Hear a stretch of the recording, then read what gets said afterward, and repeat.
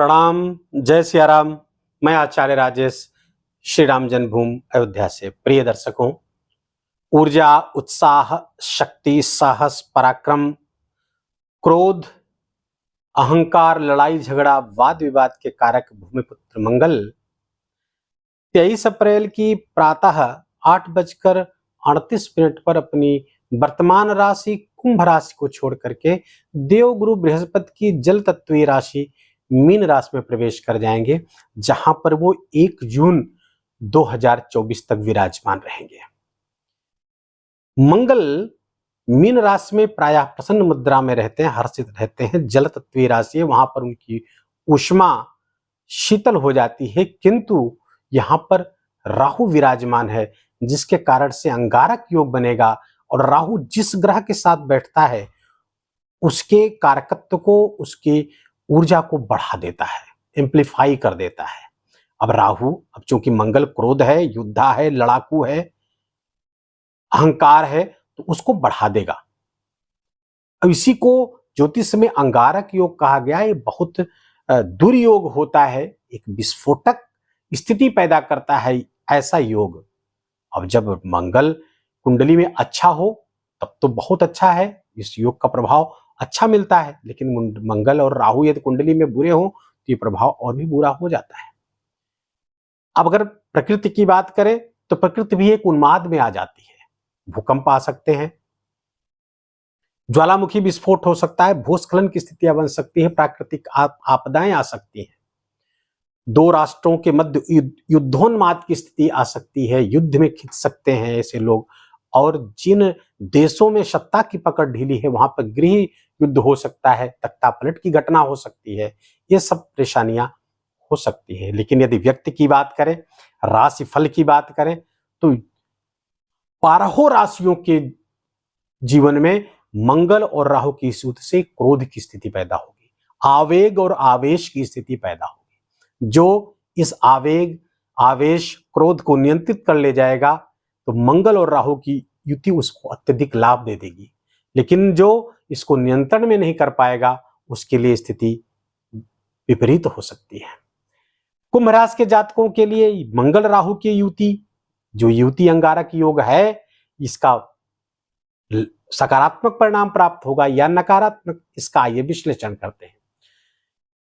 कुंभ राशि के लिए मंगल तृतीय स्थान, अर्थात तृतीय स्थान के कारक ही है। तृतीय स्थान और दशम स्थान के कारक हैं। दशम स्थान के स्वामी होते हैं, इसलिए ये कुंभ राशि के लिए, कुंभ लग्न के लिए योग कारक हो गए।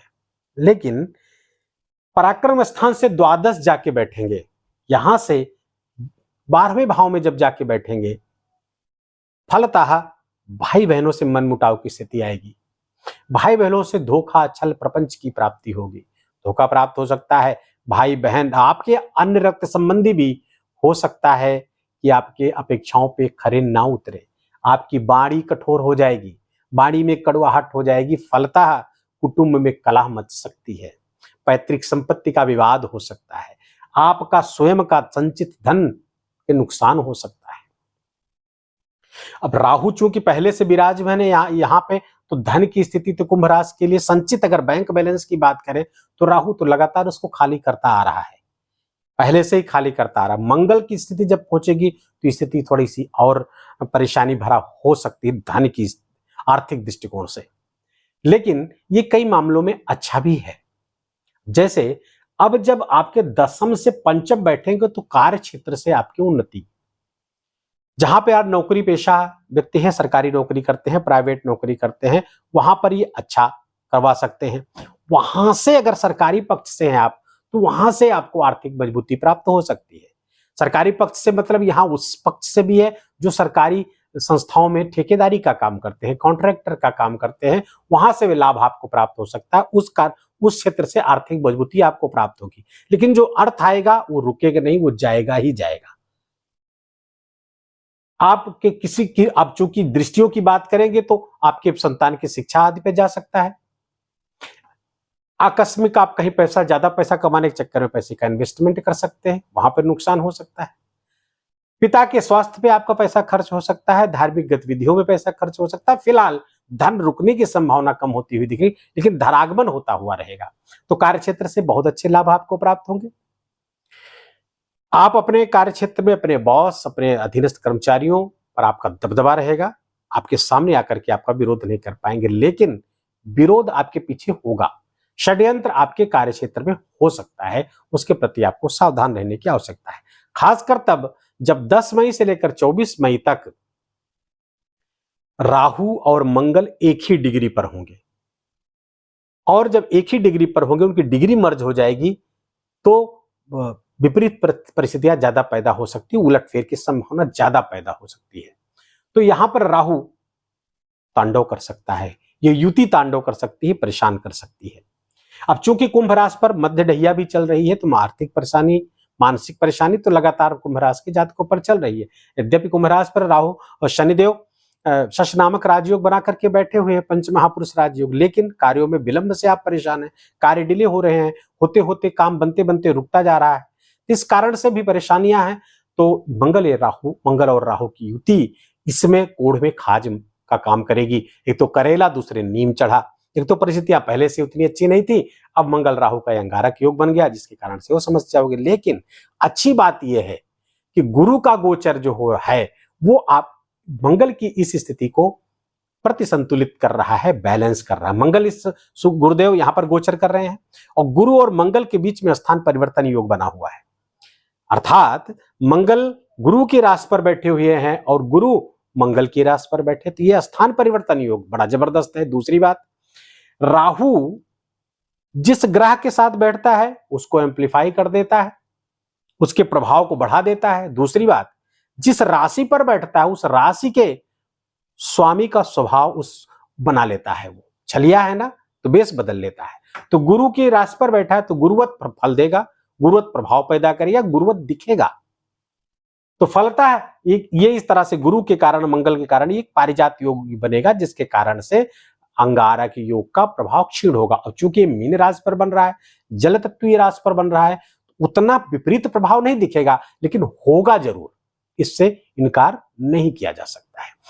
बशर्ते अब आपको करना क्या है, अब आपको सावधान रहना है, सचेत रहना, सतर्क रहना है। किन किन क्षेत्रों से, आइए चर्चा करते हैं। अब मंगल और राहु की दृष्टियों की बात करें तो मंगल को 3 दृष्टियां प्राप्त है, 4, 7 और 9।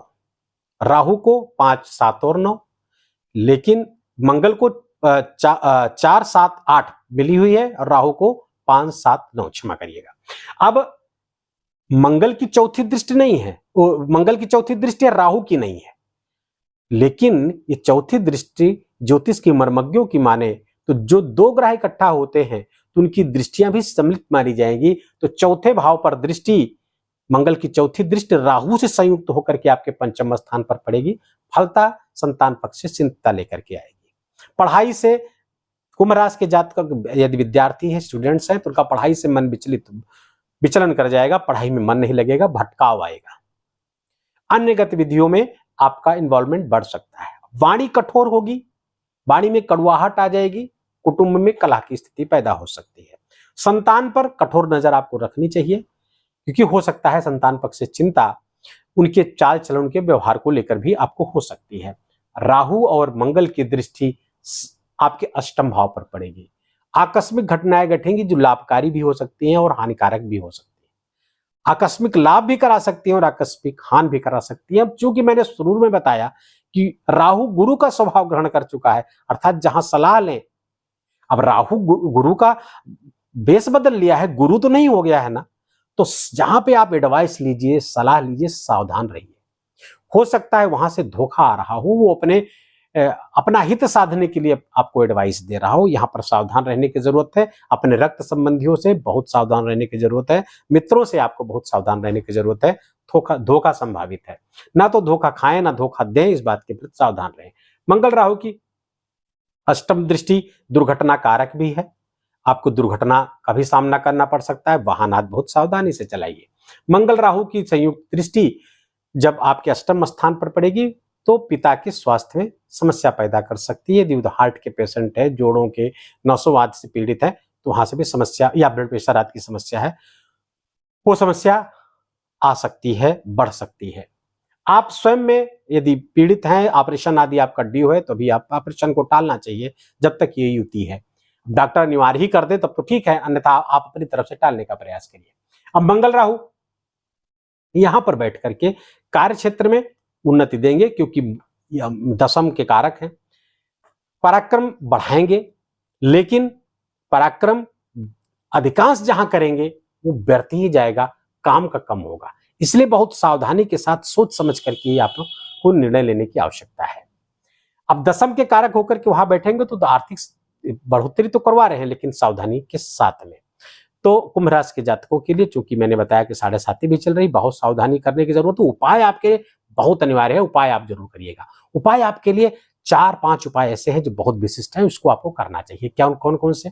पहली बात तो मंगलवार से लेकर के, जब से 23 को मंगलवार है, तो मंगलवार से लेकर के 1 जून तक जितने मंगलवार पड़े, उतने मंगलवार आप तांबे के पात्र में मसूर की दाल भर करके हनुमान जी के मंदिर में या किसी नीडी व्यक्ति को, जिसको जरूरत है, गरीब को, उसको दान करें। मीठे जल पिलाएं, लोगों को शरबत पिलाएं या केवल जल पिलाएं, इससे भी आपको विशेष लाभ होगा। हनुमान जी के पास रोज जाएं, अपनी प्रार्थना करें, हनुमान चालीसा का पाठ करें, बजरंग बाण पाठ करें, सुंदरकांड हो सके तो उसका पाठ करें। दूसरी, हनुमान जी को प्रति मंगलवार, सामग्री नोट कर लीजिए, पहला गंगा जल, दूसरा गुलाब जल, और तीसरा सिंदूर, और चौथा चमेली का तेल।